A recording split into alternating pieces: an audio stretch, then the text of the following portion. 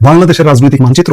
উত্তর পূর্ব ভারতের প্রখ্যাত গণমাধ্যম নর্থ ইস্ট নিউজে প্রকাশিত বাংলাদেশের সিনিয়র সাংবাদিক এনায়েত কবিরের এক চাঞ্চল্যকর প্রতিবেদনে এমন কিছু বিস্ফোরক দাবি উঠে এসেছে যা ঢাকা থেকে দিল্লি, ওয়াশিংটন থেকে বেইজিং সর্বত্র তৈরি করেছে তোলপাড়।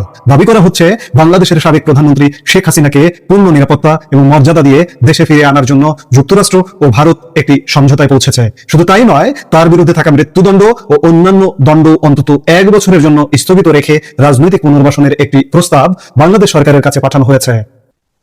প্রিয় দর্শক, অন্য মঞ্চের আলোচনায় আপনাদের সকলকে আমন্ত্রণ জানাচ্ছি। আজ আমাদের সঙ্গে আমন্ত্রিত অতিথি হিসেবে আছেন সুপ্রিয় দর্শক, সাজ্জাদ কাদির স্বাগত জানাচ্ছি আমাদের চ্যানেলে। এই মুহূর্তে কথা বলতে চাই ওয়াশিংটন দিল্লির গোপন রূপরেখায় শেখ হাসিনার দণ্ড স্থগিত হচ্ছে। দক্ষিণ এশিয়ার ভূ রাজনীতিতে কি এক নজিরবিহীন ও অকল্পনীয় কূটনৈতিক খেলা শুরু হতে যাচ্ছে? যুক্তরাষ্ট্রের সবুজ সংকেত এবং ভারতের নিজস্ব জাতীয় নিরাপত্তার হিসেব নিকেশ, এই দুইয়ের মেলবন্ধনে কি বদলে যেতে চলেছে বাংলাদেশের রাজনৈতিক মানচিত্র? উত্তর পূর্ব ভারতের প্রখ্যাত গণমাধ্যম নর্থ ইস্ট নিউজে প্রকাশিত বাংলাদেশের সিনিয়র সাংবাদিক এনায়েত কবিরের এক চাঞ্চল্যকর প্রতিবেদনে এমন কিছু বিস্ফোরক দাবি উঠে এসেছে যা ঢাকা থেকে দিল্লি, ওয়াশিংটন থেকে বেইজিং সর্বত্র তৈরি করেছে তোলপাড়। দাবি করা হচ্ছে বাংলাদেশের সাবেক প্রধানমন্ত্রী শেখ হাসিনাকে পূর্ণ নিরাপত্তা এবং মর্যাদা দিয়ে দেশে ফিরে আনার জন্য যুক্তরাষ্ট্র ও ভারত একটি সমঝোতায় পৌঁছেছে। শুধু তাই নয়, তার বিরুদ্ধে থাকা মৃত্যুদণ্ড ও অন্যান্য দণ্ড অন্তত 1 বছরের জন্য স্থগিত রেখে রাজনৈতিক পুনর্বাসনের একটি প্রস্তাব বাংলাদেশ সরকারের কাছে পাঠানো হয়েছে। এই মুহূর্তের এই বিশেষ বিশ্লেষণে আমরা কেবল এই ঘটনার উপর ভিত্তি করে উত্তর পূর্ব ভারতের প্রকাশিত এই রিপোর্টের প্রতিটি খণ্ডচিত্র, গোপন গোয়েন্দা সফর, আন্তর্জাতিক চুক্তির সমীকরণ এবং ভূ রাজনৈতিক অক্ষের বিস্তারিত ব্যবচ্ছেদ করব। না টেনে পুরো ভিডিওটি দেখুন, কারণ এই একটি খবরের ভেতরে লুকিয়ে আছে পুরো দক্ষিণ এশিয়ার আগামী দিনের ভবিষ্যৎ। আর আপনি যদি আমার এই চ্যানেলে নতুন হয়ে থাকেন তাহলে চ্যানেলটি সাবস্ক্রাইব করে পাশে থাকবেন। এনায়েত কবিরের করা নর্থ ইস্ট নিউজের প্রতিবেদনে কূটনৈতিক সূত্র উদ্ধৃত করে বলা হয়েছে, বিগত 2 সপ্তাহে মার্কিন ও ভারতীয় শীর্ষ কর্মকর্তারা বাংলাদেশ সরকারের অত্যন্ত উচ্চ পর্যায়ে, এমনকি খোদ প্রধানমন্ত্রী তারেক রহমানের কাছেও এই সংক্রান্ত প্রস্তাব পৌঁছে দিয়েছেন। তারা ঢাকার কাছে এই প্রক্রিয়ায় পূর্ণ সহযোগিতা চেয়েছেন।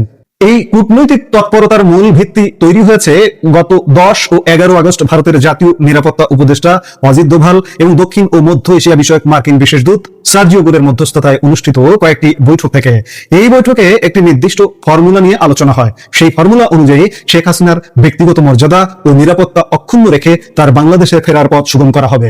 শর্ত হিসেবে তার বিরুদ্ধে দেওয়া মৃত্যুদণ্ড সহ অন্যান্য সব সাজা অন্তত 1 বছরের জন্য স্থগিত করার প্রস্তাব রাখা হয়েছে। তবে এই আলোচনায় একটি বড় অমীমাংসিত অধ্যায় রয়ে গেছে, তা হলো আওয়ামী লীগের উপর থেকে রাজনৈতিক কর্মকাণ্ডের নিষেধাজ্ঞা প্রত্যাহার করা হবে কিনা। প্রতিবেদনে দাবি করা হয়েছে আওয়ামী লীগের উপর থেকে এই নিষেধাজ্ঞা তোলার বিষয়ে এখনো কোনো চূড়ান্ত নিষ্পত্তি হয়নি। তবে আন্তর্জাতিক এই মধ্যস্থতা ক্ষমতাসীন বিএনপি এবং বর্তমানে নিষিদ্ধ ঘোষিত আওয়ামী লীগকে একটি অঘোষিত রাজনৈতিক পুনঃ সমঝোতা বা প্রসেস অফ রিকনসিলিয়েশনের দিকে চালিত করছে। তাহলে প্রশ্ন ওঠে, হঠাৎ করে ওয়াশিংটন কেন দক্ষিণ এশিয়া ইস্যুতে আবার দিল্লির চোখ দিয়ে বিশ্ব রাজনীতিকে দেখতে শুরু করলো?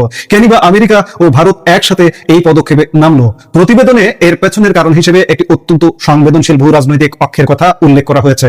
যুক্তরাষ্ট্র এবং ভারত উভয় দেশই মনে করছে বাংলাদেশে কোনো গণতান্ত্রিক শাসন বহির্ভূত বা অগণতান্ত্রিক শক্তির উত্থান ঘটলে তা তাদের সামগ্রিক আঞ্চলিক নিরাপত্তা কৌশলের জন্য এক বিরাট হুমকি হয়ে দাঁড়াবে। আর এই আশঙ্কার মূল অনুঘটক হিসেবে কাজ করেছে সম্প্রতি তুরস্ক, পাকিস্তান এবং সৌদি আরবের মধ্যে সম্পাদিত একটি সামরিক সমঝোতা, যাকে প্রতিবেদনে মক্কা চুক্তি বলে অভিহিত করা হয়েছে। বলা হচ্ছে এই মক্কা চুক্তি মূলত ন্যাটোর আদলে গঠিত একটি যৌথ প্রতিরক্ষা ব্যবস্থা, যেখানে নীতি নির্ধারণ করা হয়েছে 3টি দেশের যে কোনো একটির উপর হামলা চালানো হলে তা 3 দেশের উপরই হামলা হিসেবে গণ্য হবে।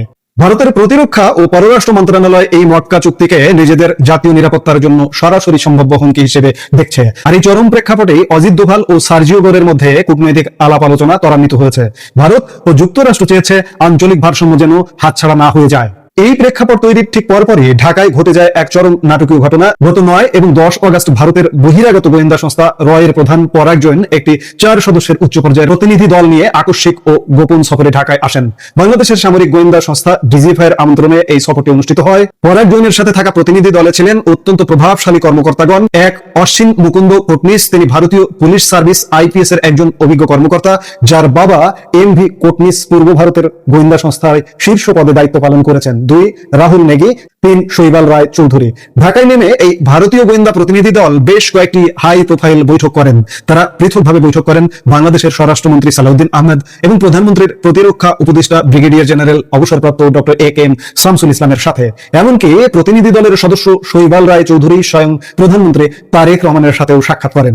এই সফরের সবচেয়ে কৌতূহলোদ্দীপক দিক হলো ঢাকায় আসা ঠিক আগেই প্রধান পরাগ জৈন চীন সফর করেছিলেন। বেইজিং সফর শেষ করে সরাসরি ঢাকায় আগমন এবং এর পরের গোপন বৈঠকগুলো নির্দেশ করে শেখ হাসিনার নিরাপত্তা ও প্রত্যাবর্তন ইস্যুতে এক বিশাল আন্তর্জাতিক ছক কষা হচ্ছে। ভারত শেখ হাসিনার নিরাপদ প্রত্যাবর্তন ও নিরাপত্তার বিষয়টিকে সম্পূর্ণভাবে নিজেদের জাতীয় নিরাপত্তা স্বার্থের সাথে যুক্ত বলে মনে করে। প্রতিবেদনে বলা হয়েছে এই ইস্যুতে ভারতের সাউথ ব্লক কেবল ওয়াশিংটনের সাথেই নয়, বরং রাশিয়া এবং ইউরোপের বেশ কয়েকটি পরাশক্তি রাষ্ট্রের সাথেও সার্বক্ষণিক নিবিড় কূটনৈতিক যোগাযোগ বজায় রাখছে। এমনকি ভারতীয় এক কূটনৈতিক সূত্রের বরাত দিয়ে প্রতিবেদনে একটি বিস্ফোরক দাবি করা হয়েছে, চীন নাকি শেখ হাসিনার প্রত্যাবর্তন ও নিরাপত্তার বিষয়ে ভারতের এই কূটনৈতিক উদ্যোগকে সমর্থন জানিয়েছে। যদিও চীন বা ভারতের পক্ষ থেকে এই সমর্থনের গভীরতা ও রূপরেখা নিয়ে প্রকাশ্যে কোনো বক্তব্য দেওয়া হয়নি। তবে এটি স্পষ্ট যে শেখ হাসিনাকে ঘিরে বিশ্বের শীর্ষ শক্তিগুলোর মধ্যে একটি প্রচ্ছন্ন ঐক্যমত্য তৈরির চেষ্টা চলছে। এদিকে গত 5 অগস্ট নয়াদিল্লিতে আয়োজিত আন্তর্জাতিক সংবাদ সম্মেলনে শেখ হাসিনা প্রকাশ্যে বক্তব্য রাখেন এবং স্পষ্ট জানান তিনি আগামী ডিসেম্বরের মধ্যে বাংলাদেশে ফিরে যাওয়ার আশা ব্যক্ত করছেন।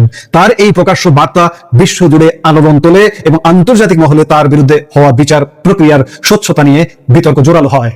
উত্তর পূর্ব ভারতের প্রভাবশালী গণমাধ্যম নর্থ ইস্ট নিউজের এই প্রতিবেদন যদি সত্যি হয়, তবে এটি ঢাকা, দিল্লি এবং ওয়াশিংটন এই 3 দেশের জন্য এক অভূতপূর্ব কূটনৈতিক পরীক্ষার সূচনা করেছে। দিল্লির জন্য কি চ্যালেঞ্জ হতে পারে? ভারতকে একদিকে বাংলাদেশে বর্তমান সরকারের সাথে সম্পর্ক স্বাভাবিক রাখতে হচ্ছে, অন্যদিকে নিজেদের দীর্ঘদিনের মিত্র শেখ হাসিনা ও আওয়ামী লীগের রাজনৈতিক ভবিষ্যৎ রক্ষা এবং সীমানা কেন্দ্রিক নিরাপত্তা নিশ্চিত করতে হচ্ছে। ওয়াশিংটনের দৃষ্টিভঙ্গি বা কেমন? যুক্তরাষ্ট্রের কাছে মুখ্য বিষয় হলো ইন্দো প্যাসিফিক অঞ্চল ও দক্ষিণ এশিয়ার স্থিরতা। ওয়াশিংটন পুরো বিষয়টিকেই ভারতের নিরাপত্তা বলয়ের চশমা দিয়ে পর্যবেক্ষণ করছে। ঢাকার জন্য কি সমীকরণ অপেক্ষা করছে?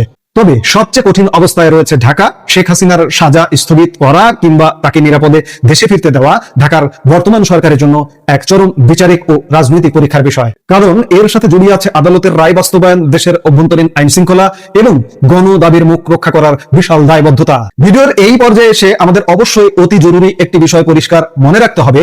নর্থ ইস্ট নিউজের প্রকাশিত এই বিস্ফোরক তথ্যের বিষয়ে এখনো যুক্তরাষ্ট্র, ভারত কিংবা বাংলাদেশ সরকারের পক্ষ থেকে কোনো প্রকার আনুষ্ঠানিক বা প্রাতিষ্ঠানিক অনুমোদন দেওয়া হয়নি। কোনো পক্ষই সাজা স্থগিত বা রাজনৈতিক দর কষাকষির বিষয়টি প্রকাশ্যে স্বীকার করেনি। তবে ঘটনার ক্রম অনুযায়ী সাজানো চিত্রপট, অজিত দোভাল ও মার্কিন দূতের রুদ্ধদ্বার বৈঠক, প্রধানের বেইজিং হয়ে আকস্মিক ঢাকা সফর, DGFI ও স্বরাষ্ট্র মন্ত্রণালয়ের উচ্চ পর্যায়ের বৈঠক এবং আন্তর্জাতিক শক্তিবর্গের তৎপরতা প্রমাণ করে যে জল অনেক দূর গড়িয়েছে। দক্ষিণ এশিয়ার রাজনীতিতে শেখ হাসিনার ভবিষ্যৎ কেবল একটি অভ্যন্তরীণ আইনি প্রক্রিয়া নয়, বরং এটি এখন বিশ্ব ভূ রাজনীতির এক অন্যতম প্রধান কূটনৈতিক ঘটিতে পরিণত হয়েছে। এখন প্রশ্ন হচ্ছে যে যুক্তরাষ্ট্রের চাপ এবং ভারতের এই মধ্যস্থতায় কি সত্যি সত্যি বাংলাদেশে একটি নতুন রাজনৈতিক মেরুকরণ ঘটতে যাচ্ছে? এই প্রশ্নের উত্তর পেতে হলে আমাদের সামনের সময়গুলো দেখতে হবে, আরো কিছুদিন অপেক্ষা করতে হবে। আমরা নিশ্চয়ই দেখবো যে সামনে কি ঘটছে। এই মুহূর্তের ভিডিও থেকে বিদায় নিতে চাইছি। দেখা হবে পরবর্তী ভিডিওতে। সে পর্যন্ত ভালো থাকুন, সুস্থ থাকুন। আজ এ পর্যন্তই। ভালো থাকবেন। আল্লাহ হাফেজ।